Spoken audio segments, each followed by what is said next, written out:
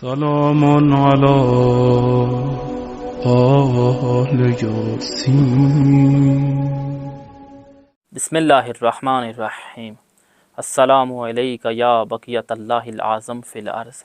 السلام علیکم ورحمۃ اللہ وبرکاتہ. ناظرین محترم، آپ کے سامنے سلسلہ ماتویت جاری و ساری ہے.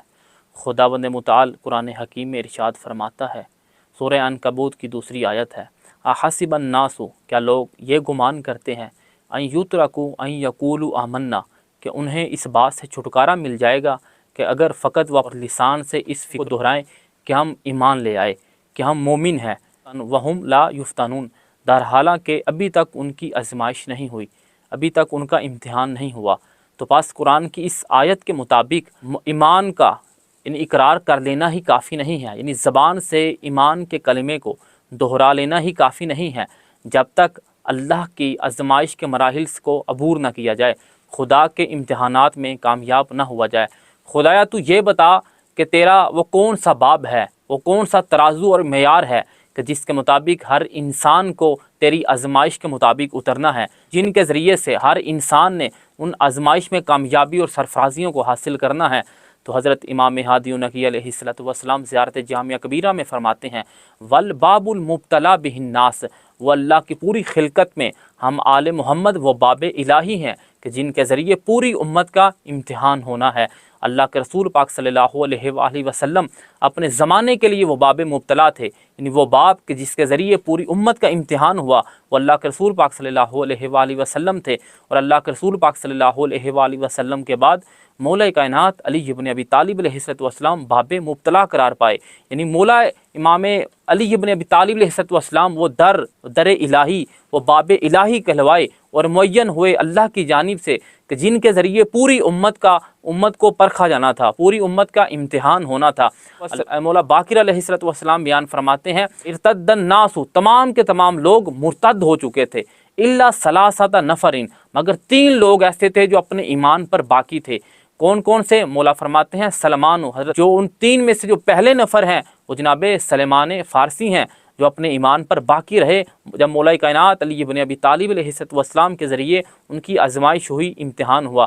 جو دوسرے نفر ہیں المقداد، وہ جناب مقداد ہیں. اور جو تیسرے نفر ہیں ابو ذر الغفاری، حضرت ابو ذر غفاری جو اپنے ایمان پر باقی رہے. تو مولا باقر علیہ السلام فرماتے ہیں کہ اللہ کے رسول کے بعد مولا کائنات علی ابن ابی طالب علیہ السلام کے ذریعے بہت سخت آزمائش ہوئی، بہت سخت امتحان ہوا. اللہ کے رسول پاک صلی اللہ علیہ وآلہ وسلم نے خود بیان فرمایا کہ یا علی، اگر آپ نہ ہوتے لم یعرف المؤمنون من بعدی، تو میرے بعد مومن اور ایمان کا معیار ہی ختم ہو جاتا، یعنی کسی پتہ ہی نہ چلتا کہ مومن کون ہے، منافق کون ہے. تو یا علی، جو مومن اور منافق کے پہچان کا جو ترازو اور معیار ہے وہ آپ کی ذات مبارکہ ہے. اور مولا کائنات علی ابن ابی طالب علیہ السلام کے بعد وہ جو باب مبتلا ہے کہ جس کے ذریعے پوری امت کا امتحان ہونا ہے، وہ مولا حسن ہوئے. پھر مولا حسن کے بعد مولا حسین، اور مولا حسین علیہ السلام وہ باب مبتلا قرار پائے کہ ان کے ذات مبارکہ پہ آ کے پھر حد ہو گئی. جو بھی پھر مولا امام حسین علیہ السلام کی بارگاہ میں آیا اور مولا حسین کو اس نے تسلیم کیا، کوئی زہیر بن کین بنا اور کوئی حبیب ابن مظاہر بنا اور کوئی جون بن گیا. اور یہی سلسلہ باب مبتلا کا چلتا ہوا امام زمان اجل اللہ تعالیٰ فرجہ الشریف تک پہنچتا ہے.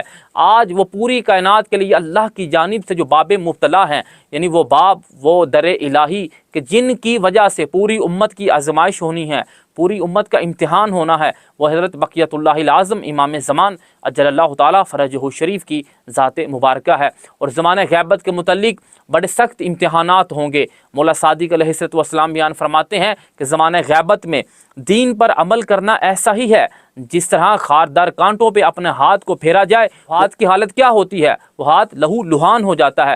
پھر مولا نے اپنے دست مبارک کے ساتھ اسی عمل کو اس طرح کر کے دکھایا. مولا فرماتے ہیں زمانہ غیبت میں اسی طرح دین پر عمل کرنا ہو جائے گا. اور پھر جو مشکل ترین زمانہ ہے دین پر عمل کرنے کا، وہ زمانہ غیبت ہے. کیونکہ اس کی وجہ یہ ہے، جو پہلی حجتیں تھی وہ ظاہراً موجود تھی، لیکن ہم جس زمانے میں زندگی بسر کر رہے ہیں وہ زمانہ غیبت ہے، یعنی مولا حجاب غیبت میں ہے. کون سا رستہ ہے، کیسے ہم نجات حاصل کریں، تو پھر کیا کریں؟ تو امام ہادی نقی علیہ السلام اسی زیارت جامعہ کبیرہ میں فرماتے ہیں کہ والباب المبتلا بہ الناس، وہ پوری بشریت کے لیے جو اللہ کی جانب سے باب مبتلا ہے وہ ہم آل محمد ہیں۔ من اتاکم فقد نجا، جو ہماری بارگاہ میں آ گیا بتحقیق وہ ناجی ہے، وہ نجات یافتہ ہو گیا۔ من لم یاتیکم، اور جو ہم آل محمد سے دور چلا گیا، ہمارے قریب نہ آیا، فقد ہلکا، بتحقیق وہ ہالک ہے، وہ ہلاک ہونے والا ہے، وہ ہلاکت کے مقام پر بیٹھا ہوا ہے، وہ ہلاک ہو گیا۔ اور مولا فرماتے ہیں کہ ہم آل محمد ہیں کیا؟ انتم صراط الاقوم والسبیل الاعظم، اس لیے کہ ہم صراط اقوم ہیں، ہم سبیل اعظم ہیں، ہم ہی وہ صراط اقوم ہیں کہ جس کے بارے میں قرآن نے کہا کہ ان ھذا القرآن یہدی للتی ہی اقوم، یقیناً یہ جو قرآن ہے یہ صراط اقوم کی جانب ہدایت کرتا ہے۔ اور امام ہادی نقی علیہ السلام بیان فرماتے ہیں وہ صراط اقوم ہم آل محمد ہیں۔ اور بڑی خوبصورت حدیث ہے امام سجاد علیہ السلام سے، مولا فرماتے ہیں الامام یہدی الی القرآن والقرآن یہدی الی الامام، کہ امام وہ ہوتا ہے جو قرآن کی جانب ہدایت کرتا ہے، اور قرآن وہ ہے کہ جو امام کی جانب ہدایت کرتا ہے۔ یعنی اگر تمہیں نجات چاہیے، اگر چاہے زمانہ غیبت ہو یا کوئی بھی زمانہ ہو، تو تم تمام لوگ مل کر ہم آل محمد کے در پہ آ جاؤ، تم ہر آزمائش میں بھی کامیاب ہو جاؤ گے اگر سر تسلیم خم کر لیا۔ وعلیکم السلام ورحمۃ اللہ وبرکاتہ۔ صاحب الزمان